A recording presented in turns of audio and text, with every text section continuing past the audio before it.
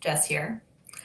I am thrilled to connect with you all once more today to answer all of your questions. There have been a lot of questions over the last couple of weeks, and I have kind of saved them up and I put them together for today. And one of the big things that's also been coming up with some of my clients and younger dancers especially, but honestly it can be something that you think of at any stage, is around calories. So I'm saving some calorie questions for the end, and I'm going to dive a bit more into that more deeply as well. But starting out question by question, here we go. Is it bad to eat before bed or certain foods before bed? The rule is, if you're hungry, you should eat. We tend to overthink and overanalyze and say, well, is this the right time to eat? Is this the wrong time to eat? If it's a time when you're hungry, then you should eat.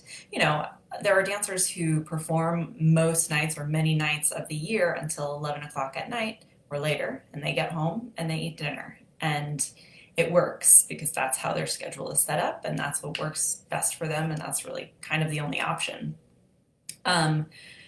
Now, stay mindful if you find that you very often after dinner are hungry and snacking and feeling like you're overeating.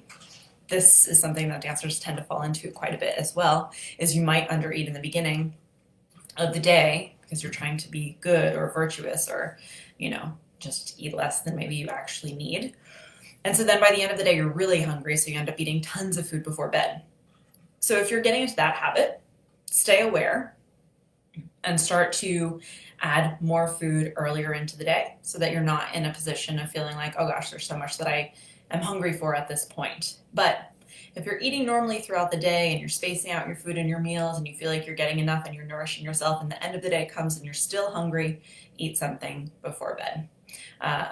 It's can be like really comforting and actually quite relaxing. I don't think it's a bad idea to have dessert most nights. I know some dancers who that's always been part of their plan with food. Is me myself too, I'm a dessert person, so dessert is a part of my every night. So that might be something to consider as well.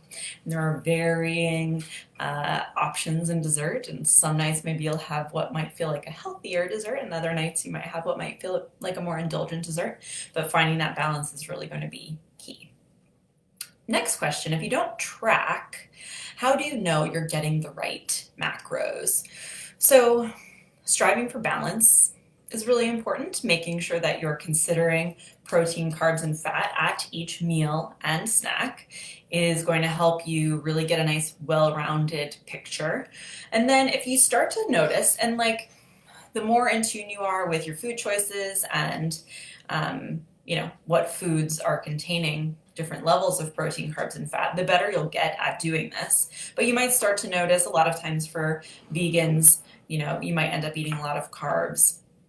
So you might strive to make some adjustments in that just to see how you feel, including maybe more protein for a while to see how it serves you, including more fat for a while to see how it serves you. Anytime you're in a stage of experimentation, I say give it 2 to 4 weeks so you can really sort of gauge what the impact is, how it feels energetically, how you perform.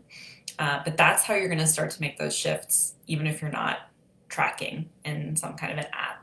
If you're in a place where you're nice and balanced with your mindset around food, you might track a few standard days, not in a calorie counting app, but in a macro counting app, just to see where your macronutrients are. And then again, if you're planning to try some adjustments, that would be a way to look at where you are and make some possible changes. Do you think body comparison is always a bad thing? So I have a follow-up question for this person, and I would just ask them, do you ever compare your body to someone else's and get something positive from it?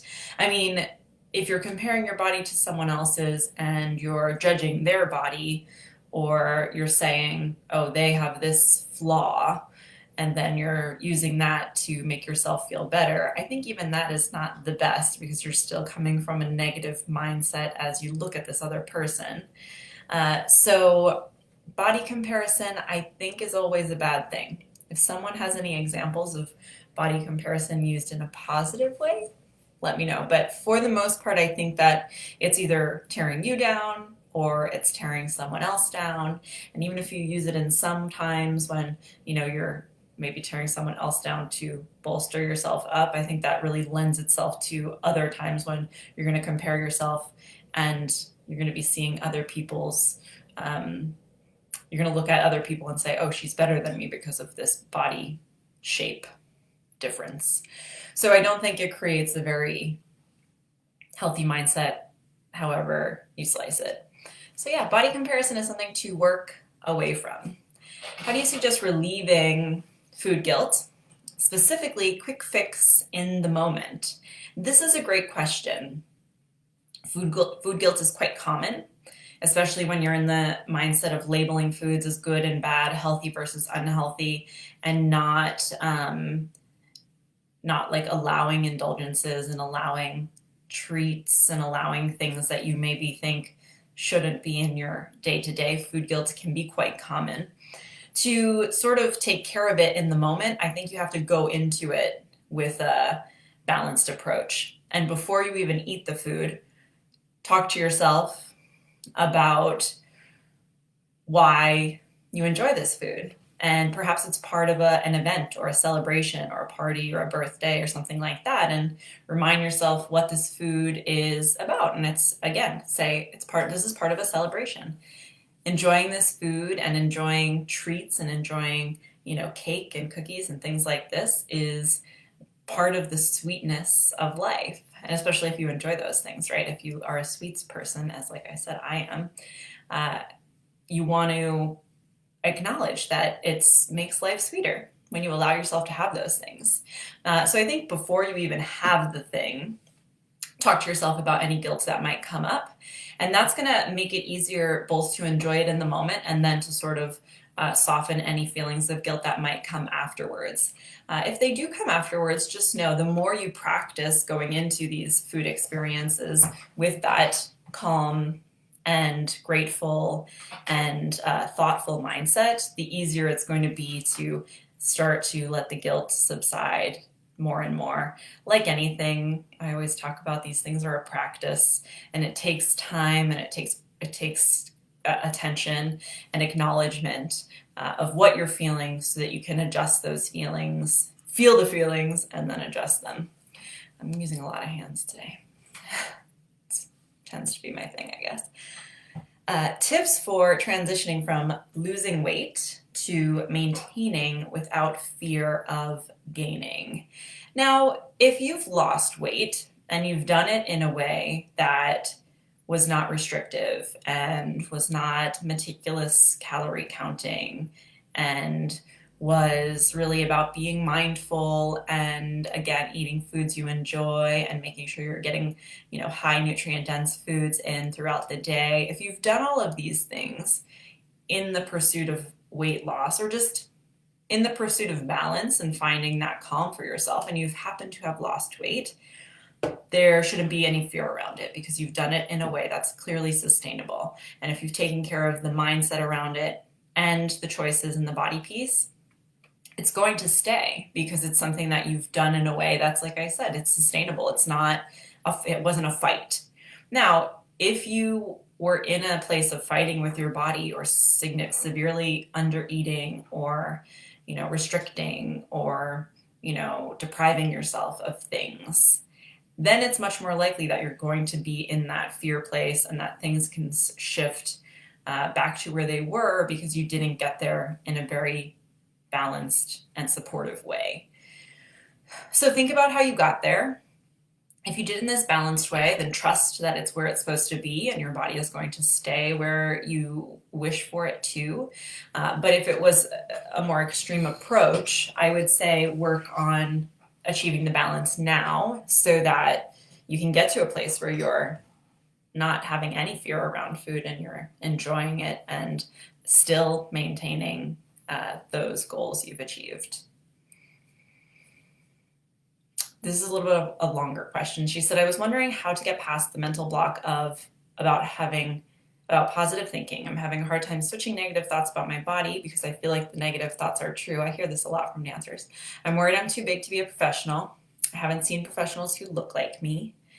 I have had teachers that say my body is perfect for ballet, but one of them added the caveat that I have a little extra on the thighs, which has always stayed in the back of my mind. So those comments, they really do always stay in the back of our minds. And, I've shared with you guys many times my first experience with the body comment was when I was 13, and it had a huge impact, and I carried that with me throughout my dance pursuits and career. And I really allowed it to have a big impact. And I would go into auditions thinking like, my thighs are too big for ballet. What am I even doing here? Everyone is smaller than me. Everyone looks better than me. Now, she said, I'm worried I'm too big to be a professional. And also, she said, I have had teachers that say my body is perfect for ballet.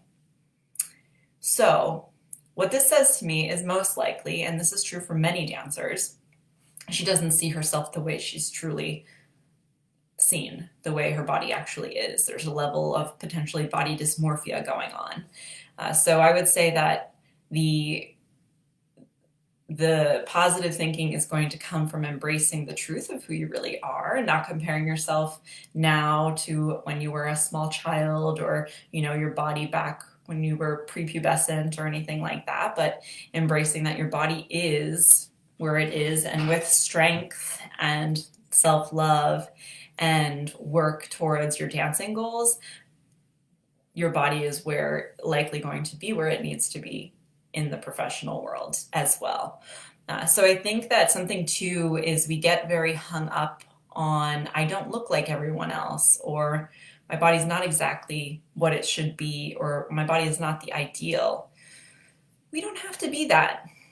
You've just got to be what you are, and you've got to see the value in what your personal body shape brings to dancing. And I always, again, like thighs was the thing for me. My thighs I always thought were too big, but what was the value in that is that I had a lot of power in jumps. And I think that that's a big thing that we discount, is what does our actual shape bring to our dancing, and how does it serve us? Because you could pretty much tell me any body part that you take issue with, and I'll give you a reason or a thing that you can focus on that will make it into a positive attribute.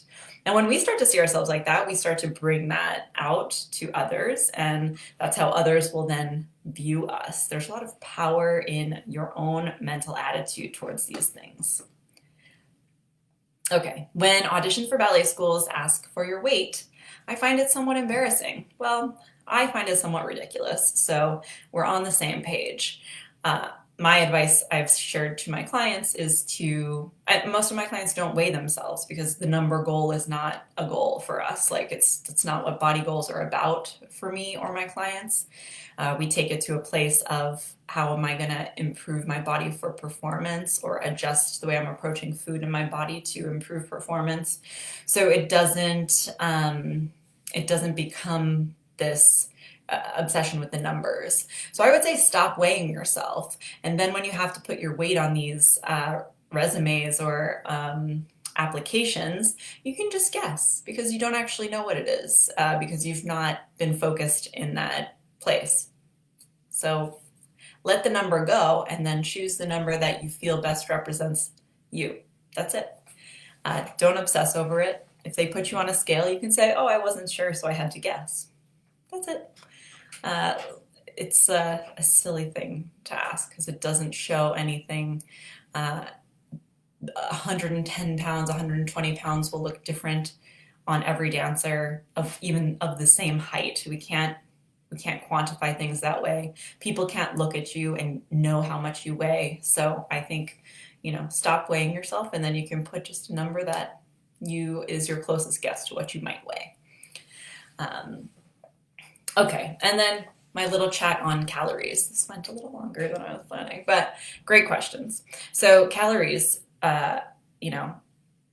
if you've started counting calories and it stayed in your mind, because that's often what happens is, for me, I started at 13 and I counted calories in some form or in some way for nearly 15 years.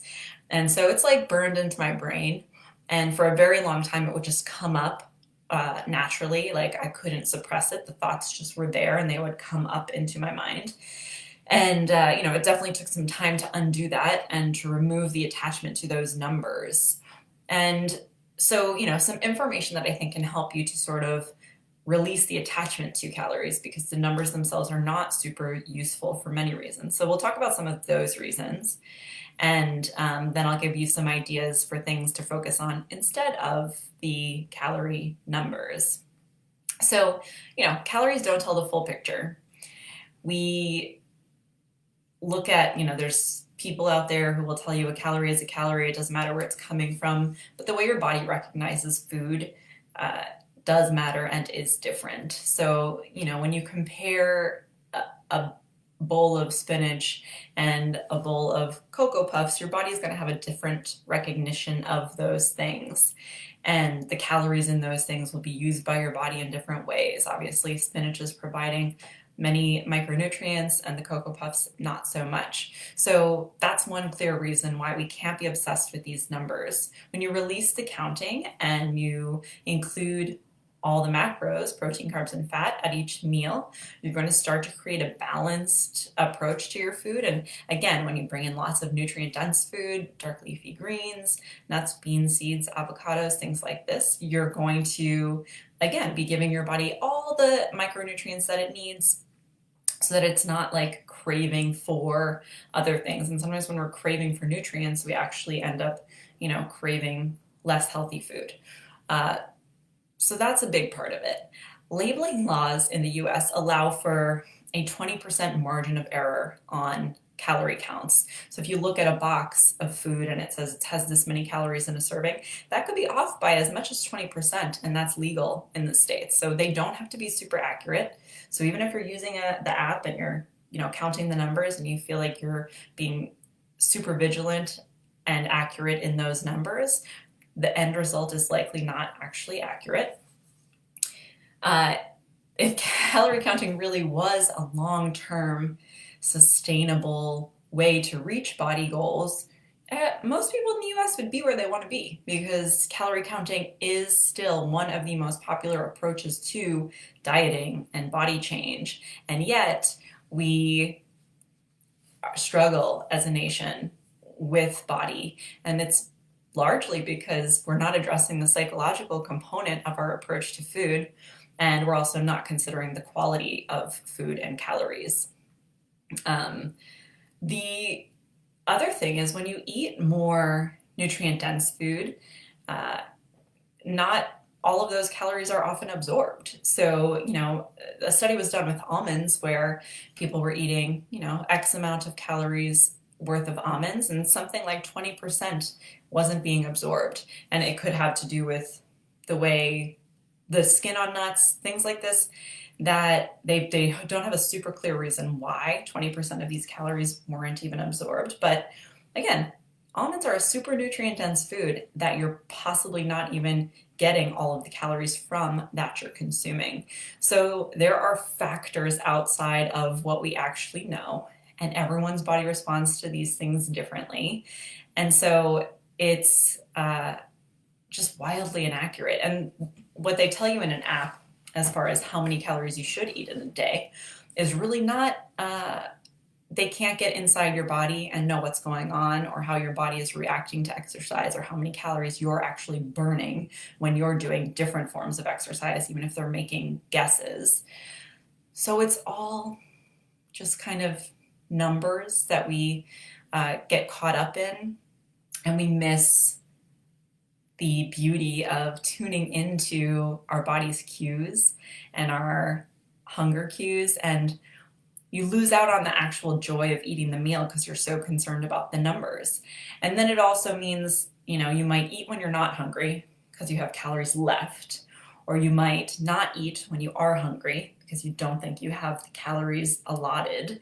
And so we totally lose touch with hunger and fullness. And that's just really dangerous long term, because your body's actual intuitive knowledge of what you need is some of the most useful information you can have. So I want you to focus back in on tuning into what your body is telling you. So in order to stop counting calories, first things first is, like, if you're using an app, delete it, get rid of it, stop tracking. If it's something that comes up in your mind normally, I think that as the numbers start to come in, look for a distraction.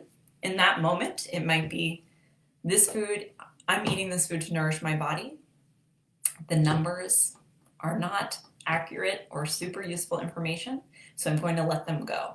It's going to take, again, it's a practice, and it's going to take time to quiet those counting wheels from spinning, but with time it will happen.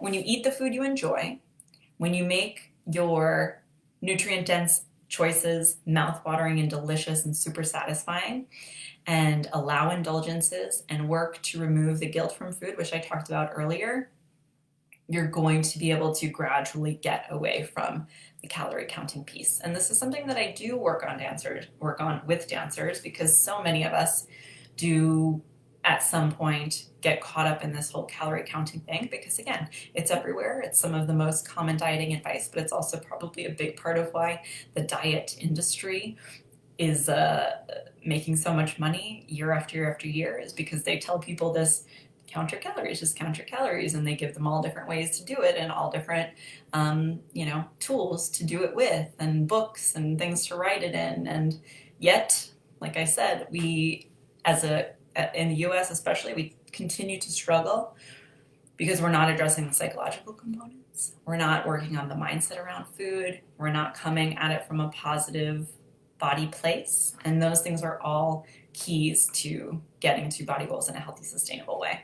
And if you guys are looking for support on this and you're not already on the Whole Dancer email list, make sure you go over to thewholedancer.com and you can get my free Best Body Guide, which includes details on the Whole Dancer 7-step process to reaching your personal best dancer's body in a healthy and sustainable way. It's going to be a great starting point if you're looking for some things to shift in order to reach your goals. And like I said, the mindset around it is a huge piece. All right, guys, that's all I've got for Q&A today. That was a lot of questions, a lot of awesome questions. If you have more, something you'd like me to address next time, feel free to send me a direct message, or you can send me an email anytime, jess@thewholedancer.com. The Dancers with Body program, the next group coaching round, will be opening for enrollment next month. You can still get on the wait list, and then you'll get some early enrollment bonuses and discounts that won't be offered anywhere else. If you need details on that program, feel free again to email me or DM me anytime. I'd love to hear from you guys. Have a great rest of your day, and we'll be in touch.